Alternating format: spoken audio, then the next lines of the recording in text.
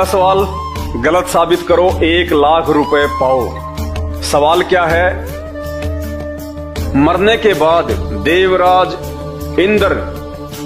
इंद्र कौन है? 33 करोड़ देवी देवताओं का राजा इंद्र।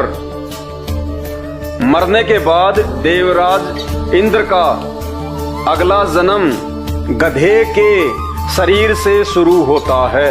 जी हाँ, ये विधान है परमात्मा का। देवताओं के राजा इंद्र की अगली योनि गधे से शुरू होती है। यानी वर्तमान में जो देवताओं का राजा इंद्र है, जब वो मरेगा, शरीर छोड़ेगा, उसके बाद उसको अगला शरीर सीधा गधे का मिलेगा, लग 84 योनियां भोगेगा।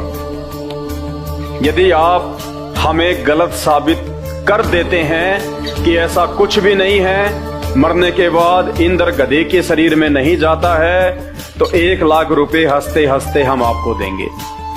और यदि आपको जानना है इस विषय में गहराई से, क्या वास्तव में देवताओं का राजा इंद्र भी मरने के बाद इस मृत लोक में आएगा, 84 लाख योनियां भोगेगा और सीधा सीधा वो गधे की योनि में? तो भाइयों, इसके लिए आपको YouTube पे जाके सर्च करना पड़ेगा, सृष्टि रचना संत रामपाल जी भगवान। और संत रामपाल जी के शास्त्र प्रमाणित सत्संग सुनना शुरू कीजिए। आपकी आंखों का मोतियाबिंद हट जाएगा। जो अज्ञानता का पर्दा इन नकली धर्म गुरुओं ने आपकी आंखों पे डाल रखा है, वो हट जाएगा। आपको दूध का दूध, पानी का पानी अलग अलग दिखाई देने लगेगा। आप अपने सिर पे हाथ मारोगे कि हे परमात्मा, इन नकली धर्म गुरुओं के पीछे हम अपना अनमोल मानव जन्म बर्बाद कर रहे थे। इन्होंने आज से पहले हमारी को ये सच्चाई क्यों नहीं बताई? जब देवताओं का राजा इंद्र ही मरने के बाद में सीधा गधा बनता है, तो बाकी देवी देवता तो हैं ही क्या, उनकी तो औकात ही क्या है। इसीलिए तो रावण ने 33 करोड़ देवी देवताओं को अपनी जेल में डाल रखा था, क्योंकि ये समर्थ नहीं है। ये स्वयं किसी और की भक्ति करते हैं। इनकी भक्ति करने से हमारा आत्म कल्याण नहीं हो सकता। जब ब्रह्मा विष्णु महेश की भक्ति करने वालों को गीता जी में 3 गालियां दी गई हैं, और देवताओं का राजा इंद्र मरने के बाद में सीधा गधा बनता है, तो इंद्र से नीचे जितने भी 33 करोड़ देवी देवता हैं, इनकी भक्ति से हमारी मुक्ति कहाँ हो जाएगी? भाई और बहनों, आंखें खोलो। आप अपने और अपने परिवार का सत्यानाश मत करो।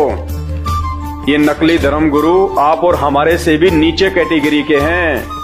इन्होंने ग्रंथों को जरूर पढ़ा, लेकिन ये ग्रंथों के सार को नहीं निकाल पाए, क्योंकि बिना तत्वदर्शी संत की शरण ग्रहण किए बिना हम किसी भी धर्म ग्रंथ को नहीं समझ सकते।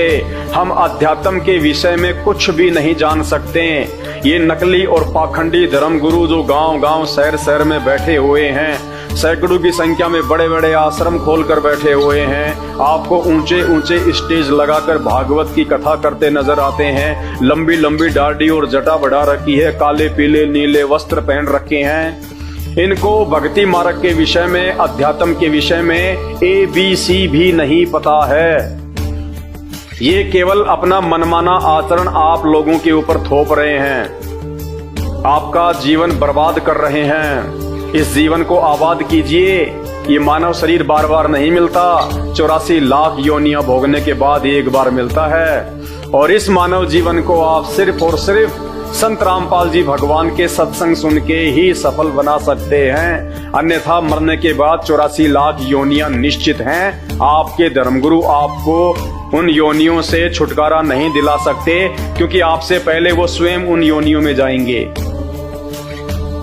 तो उनसे सवाल कीजिएगा कि गुरुदेव, क्या देवताओं का राजा इंद्र भी मरने के बाद गधा बनता है? क्या आप इस बात को प्रमाणित कर सकते हैं, जबकि हमारे ही ग्रंथों में लिखा हुआ है?